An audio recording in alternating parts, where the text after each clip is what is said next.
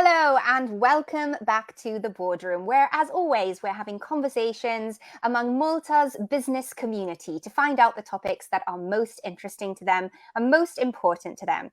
And today we're going to be talking about the startup journey, which is fascinating, how to bring new businesses into the space.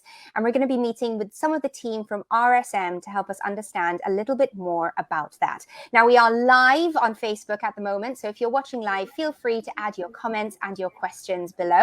If not, you can watch this back on who'swho.mt, Malta's leading business portal.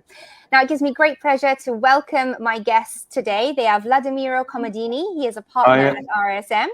Great to have you on the show, Vladimiro. He is joined by Karen Spiteri Bailey. She's also a partner at RSM. Hi, good afternoon. And finally, we have Fabianne Ruggier, who's a director at RSM. It's great to have all of you with us today. Thank you, Joe, for the opportunity.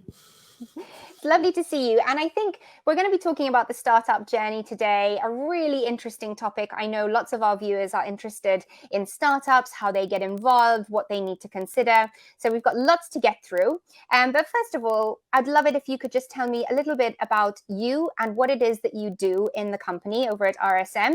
And Vladimiro, I'll come to you first. I'm a partner within RSM, and I lead the Next Gen Advisory, which is basically, we advise people on all fronts, across all services. And more personally, I focus on gaming, compliance, and financing and deals of portion of the advisory. So we'll delve into more detail of, the services as we go along. Fantastic. Thank you, Vladimiro. Karen? Hi, Joe. So I've been a partner at RSM for the past 6.5 years, and I lead what we call the outsourcing department. Mainly it's the back office, so accounting, VAT, payroll. It's a very dynamic department where there are a number of people working within the department, and I'm very happy to be one of the partners there. That's lovely, Karen. Thank you for that. And Fabianne? Yes, so Joe, I'm a director at RSM with the advisory service line. My focus is consulting, so we work with businesses on their challenges related to growth, so people, processes, technology, and how to achieve growth and success. Fantastic. Well, that's certainly something that startup businesses will be keen to hear all about, how it is that they achieve the success that they're looking for. And so, Vladimiro, maybe I'll come to you now just for a little bit of insight into RSM itself and what it is that you offer, the services that you bring to the table. Yes, I would start from RSM was set up and initially incorporated in 2005. I was one of the founding employees, not a partner at the time. And over the years, we grew organically over the years, and we started increasing our services as we went by. I think a couple of milestones which are worth mentioning here is in 2016, we merged with Spiteri Bailey, which was a firm which we saw a lot of potential to further grow our businesses. And in end of 2016, we actually moved to our new offices, which for us was, making the footprint in the local context that we are now part of the big players. And throughout this time, we've grown organically and by merger. And today, since the 8 employees we started with, today we employ close to 180 employees. We're very much diversified. Roughly 30-35% of our workforce is foreign. And we're multidisciplinary in the sense of, we have legal experts, IT experts, accountants, strategists. We're quite widespread. And we're proud to say that we're a one-stop shop, so we do not farm out any of our services. I think that brings us, a summary of RSM. In terms of advisory, we're focused on 3 main areas. Management consulting, which I'll leave Fabianne to mention and talk more about that. Financing and deals, which is mainly related to mergers, acquisitions, funding for startups and beyond. And then governance, risk and compliance, which is quite regulatory driven, and we focus on the various aspects which our clients need from time to time. Very Karen, interesting. if you Thank can- you. Yes, Okay. Karen, is there anything you'd like to add? Yes, so I head the the outsourcing services. So it's the core. The core services of the firm is made up of three major components, namely the accounting, the audit, and the tax. I particularly head the accounting. The accounting is split into three areas. So you have the accounting where we're talking about keeping the books of accounts, issuing management accounts, dealing with clients, and that is done twofold. Either the clients gives us the information and we update from the office, or we visit the client's offices, or, and it has been happening quite frequently, we would fill in some stopgaps, meaning somebody is on long leave or somebody is on maternity leave. We will get a request, we go to the client and we fill up that post for a short period of time. Sometimes we do well, or the client decides that they prefer not to recruit, and we end up being there in a longer term position. That's from the accounting point of view. When it comes to the payroll perspective, clients would outsource the full payroll function, meaning we would take care of the payroll from beginning to end, issuing the pay slips, and obviously finishing off with the employees actually receiving their funds. And then there's the other area which involves VAT. We sometimes tap it as very annoying tax internally, but it's just something to be, to make fun of. Actually, VAT is a very important part of the local legislation, and in that case, we look into both the VAT from a compliance perspective, so we would help our clients to close off and file in on time, or from an advisory perspective, where we actually can help solve particular matters and questions that the clients come up with. So that sums up what the outsourcing is all about. Very interesting. I think that a very annoying tax thing could take off. But yes, of course, it is also very important. And of course, business strategy is a big part of what you do. It would be great to know a little bit more about what that even means. And maybe Fabianne, you could help us understand that. Yes, sure. So when it comes to strategy advice, in essence, what we do is we sit down with the business owners or with the founders in case of startups. We identify what their vision is, what the future direction looks like. We help them do market research because it's very important to assess what the macro realities are, but also what are the projected changes to the environment at a macro level. We take stock of who the organization is today, so what are the strengths and what are the weaknesses of the organization today, and we do this map building, this future orientation together. This feeds the thinking process. We then help them assess what the options are ahead of them, so the feasibility, the suitability of these options, what that would look like, what type of investment they would need to consider, and from where could that investment arise, and together we help them shape up this strategic vision and strategic roadmap. For those organizations that then would want even more support, we also come in with the management advice. So how do we make this a reality? So we help with identifying the responsibilities and who will be driving these strategic responsibilities forward, making sure that there are the right people in the right seats, that technology is enabling the critical capabilities of this organization, and the project management of such a process. So it's an extremely interesting and challenging process where we bring in different expertise and different backgrounds, because it is definitely not a one-man or a one-woman show building a strategy. Yeah, I'm sure. And there's so much to think about, isn't there, and so much going on. Perhaps, Vladimiro, you could help us understand a little bit about what else goes into business strategy. Yes, it's important from a strategic point of view, because obviously, as Fabianne mentioned, the whole market research, where do you want to be for in a few years' time? What do you want to be? What differentiates you from other your competitors? These all fill into eventually the financial planning side of things. Because obviously reaching where you want to be it will define what initiatives which are fed onto costs, and then you need to fund those costs. So all the work that Fabianne's team or part of the team developing the market research, competitor analysis, SWOT analysis, etc., feed into the financial planning side of things, which then will enable the organization to go to the next step, which usually is linked to funding. How am I going to fund the growth? And there we can tap into national incentives, typically from government entities which allow and assist organizations in terms of funding, banks, crowdfunding, angel investors, and even then further on to the market for mature organizations, there's the capital markets, which are bond issues and prospects. So I think that would be the whole life cycle of starting from defining the strategy right into how it hits the business and how it will develop further. Lovely, Vladimiro, thank you. And sort of speaking about things that have, hit the business, when we take a step back at the moment, it's been quite a challenging time for businesses, coming out of the COVID pandemic. Now, of course, it's shortages and it's the Ukraine invasion and it's talent gap and all of that.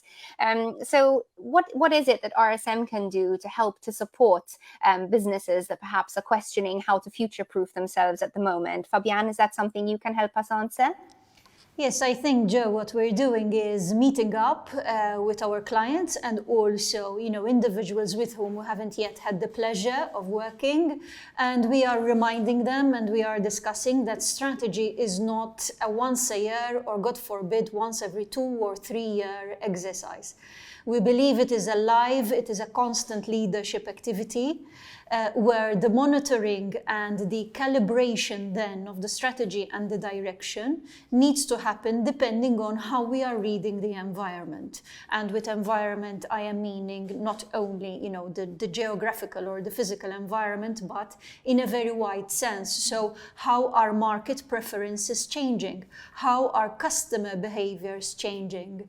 What are the new opportunities that are arising from these disruptions? And how often are we questioning how we work at the moment and how we will be working tomorrow, and opening ourselves up to asking what if.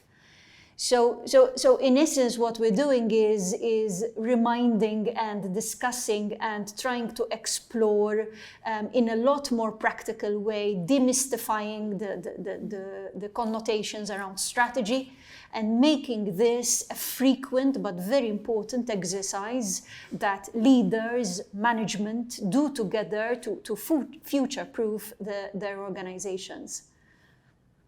Okay, fantastic. Thank you for that insight, Fabianne.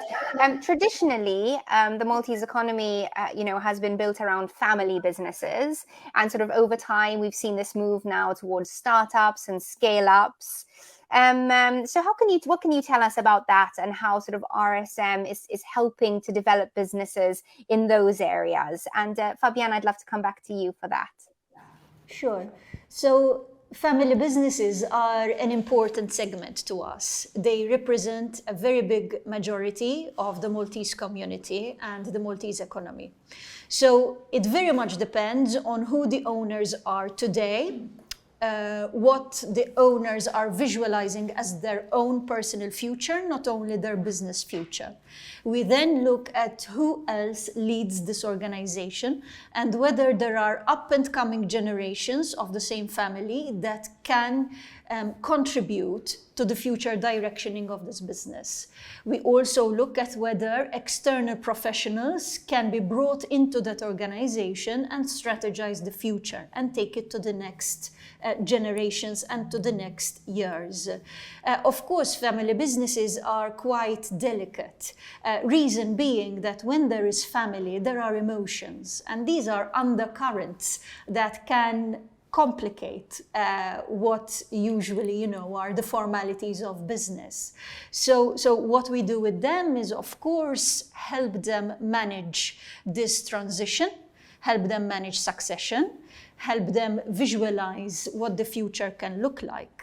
build the new governance structures that are needed for an organization to continue on its evolution, and to plan how the organization can look like in the future. We do this delicately and sensitively, as I mentioned, because what we've learned is that the harmony in the family is first and foremost, and then the business will flow. So then, the support processes such as estate planning, fiscal and tax planning, governance arrangements, identifying the future leaders, building the organizational structure of tomorrow, those will all follow as long as the family feels that there is harmony and that the legacy, the past legacy, will prevail and will actually evolve in the future legacy of this business. Brilliant. That's great to hear. And Vladimiro, do you have any other thoughts on, again, how you're sort of helping perhaps the startups and the scale-ups as well? I would touch upon, again, the ultimate deliverable, let's say, of that, which, as Fabianne mentioned, has to be an ongoing process, regular, not once every three years or more. And that all feeds in. I'll tie it again to the financial planning side of things, in the sense that the output, the financial output of that, will give comfort to the family members for family businesses. But in terms of startups, it's even more profound, that it will tell them, how can we financially sustain this idea we have to take us to the next step? That tool, the output, will feed into either a business plan or which goes to the bank for finance, or to an investor as an investor deck, or an information memorandum further on to approach or tease, let's call it this way, the investors. And all those tie in together, and we try and manage to put in a document to feel for all parties to feel part of it, and tie into one deliverable, which will assist the company, be it a family business or a startup, to grow to the next step, to move to its next phase of the evolution. Absolutely, because it's all about that, isn't it? Getting to the next phase of evolution for the business. But let's take a step back momentarily, because we've spoken about startups and how passionate you are about them, but perhaps we haven't fully defined what a startup is. So Fabianne, perhaps again, you could give us a bit of insight into that. Yes, we define a startup as a fledgling business venture, which is in the very, very initial stages of its operation. Typically, it's led by very motivated and intrinsically motivated founder or founders who have a belief, who have a vision, that there is a demand out there for the product or service which they have envisioned. Typically, there is the need for more market research to validate the ideas, to validate the acceptability of the product and the service in the market. So there is a work which we do there on that subject. There is also typically very limited resources. So capital is typically very limited, cash strapped, and we need to see how to make ends meet, how to do the market research, how to get feedback from the market, how to tweak the product or the service, and to better define the business model. So it's very much an exploratory journey in the initial days, months, or years of a startup. Okay. Yes, and in fact, I believe you have a very particular approach, isn't that right, to sort of getting the startup from the initial phase where it's all about the idea to sort of, the future success that they're going to build. Maybe you could tell me a little bit about that approach, Fabianne. Yes, it's an approach that we've built over the past year and a half, I would say, that we have been working together across the firm. We've brought together a working group led by the partners and a number of individuals within the teams that believe in this, that are young and fresh and excited themselves. And we bring the multidisciplinary aspect from the start, including in this effort.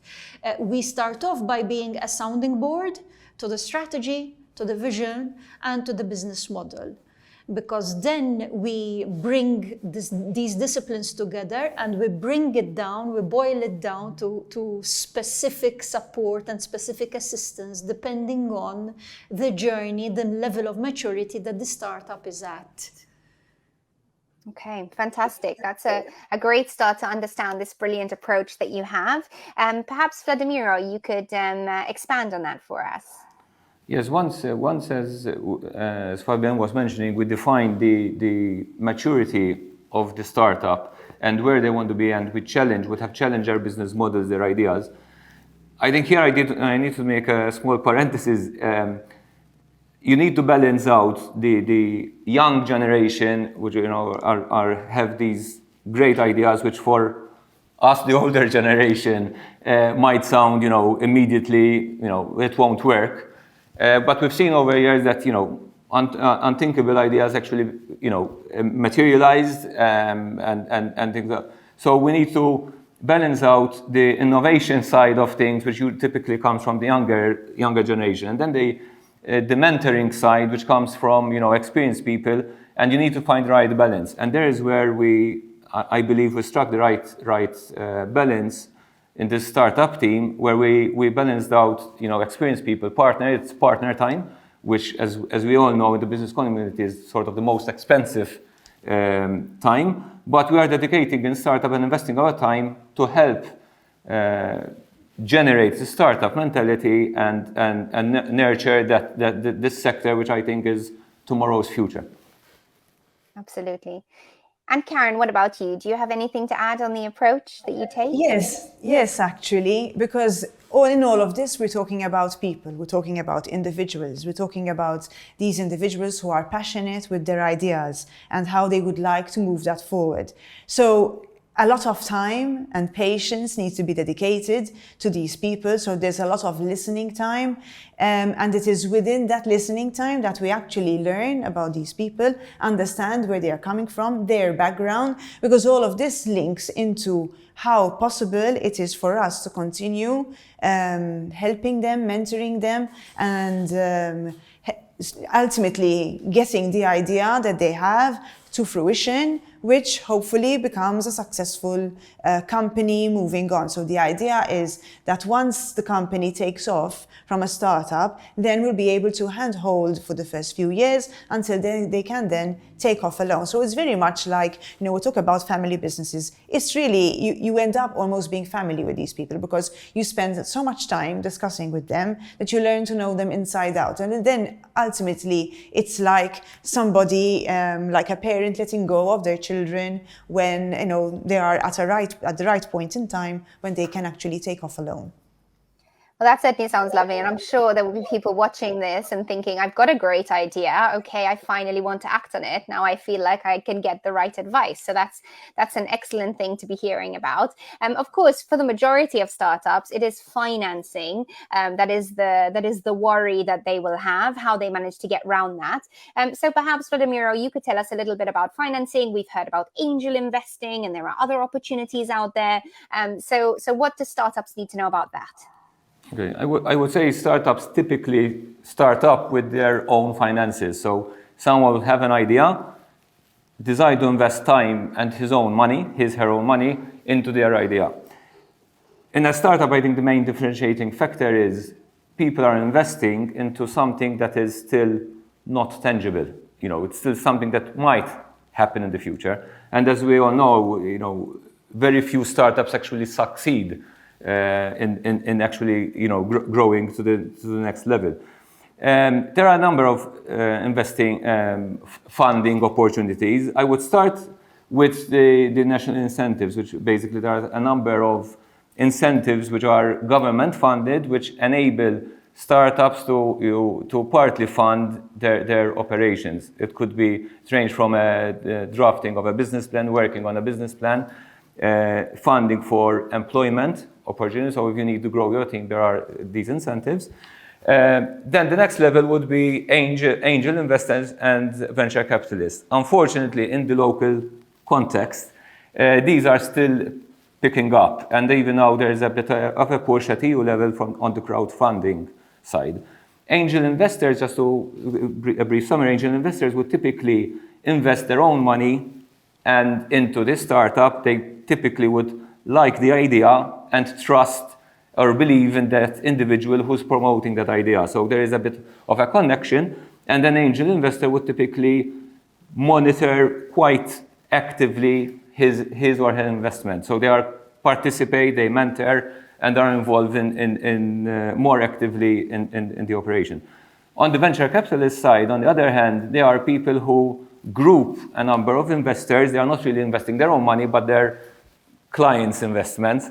So they would typically are more after a profit, a higher profit, and would typically be not totally inside the operation. So they just put money in and let the entrepreneur, do his own business. So there is, I think, a differentiating factor. On the crowdfunding, late last year, there was the EU directive to promote crowdfunding. Locally, it's still picking up. There are a number of let's call it bureaucratic, solutions to go through, hurdles to go through.